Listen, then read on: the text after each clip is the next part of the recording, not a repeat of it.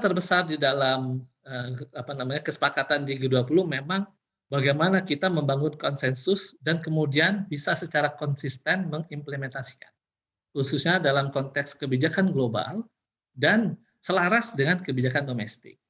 Bapak Presiden menekankan akan ada 3 prioritas. Satu di bidang kesehatan, yang kedua transformasi digital, yang ketiga transisi energi. Kita lihat satu-satu. Dalam konteks bidang kesehatan, kita melakukan showcasing atau memberikan contoh bahwa penanganan pandemi di Indonesia sedemikian baik. Dan kita sampaikan atau kita komunikasikan kepada negara-negara anggota G20 untuk memberikan pembelajaran, untuk sama-sama membandingkan kira-kira mana yang baik, mana yang perlu diperbaiki bagi semua negara tersebut. Di sini Indonesia cukup mengemuka karena penanganan pandeminya sudah sangat baik di antara negara-negara berkembang. Yang kedua, misalnya di bidang transformasi digital. Dalam konteks transformasi digital, Indonesia sebenarnya sudah berada terdepan yang memberikan contoh bagaimana pemanfaatan digital teknologi untuk inklusi keuangan misalnya. Kita sudah ada transfer untuk kredit usaha rakyat. Kita sudah ada transfer ke kelompok yang menerima kredit UMKM namanya Mekar. Juga ada kredit usaha mikro.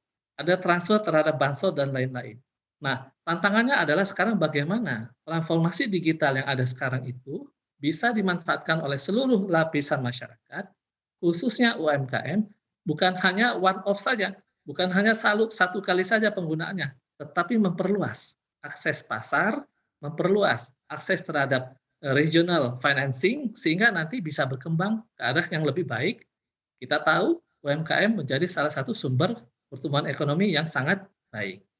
Ini yang akan coba diberikan contoh dari Indonesia kepada global, dan kita juga akan belajar bagaimana kondisi global yang bisa kita adopsi untuk perkembangan inklusi keuangan ekonomi digital di dalam negeri.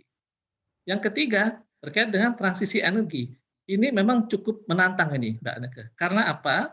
Proses tadi, menuju satu transisi energi ke arah yang lebih hijau, itu minimal membutuhkan 2 investasi. Investasi pertama, pada saat kita ingin mempensiunkan dini pembangkit yang tidak green, misalnya batu bara, menuju kepada yang lebih green. Nah, untuk mempensiunkan dini kan pembangkit yang tidak green ini, kita akan memperpendek kontraknya.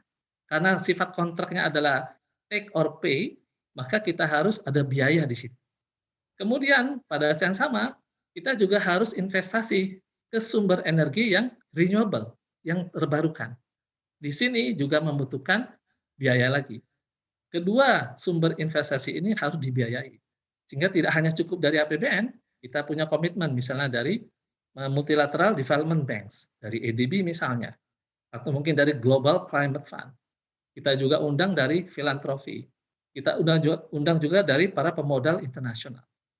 Indonesia menjadi piloting untuk hal ini, dan ini sudah diluncurkan pada saat tanggal 3 November di Glasgow dalam platform Energy Transition Mechanism atau mekanisme transisi energi menuju ekonomi yang lebih hijau.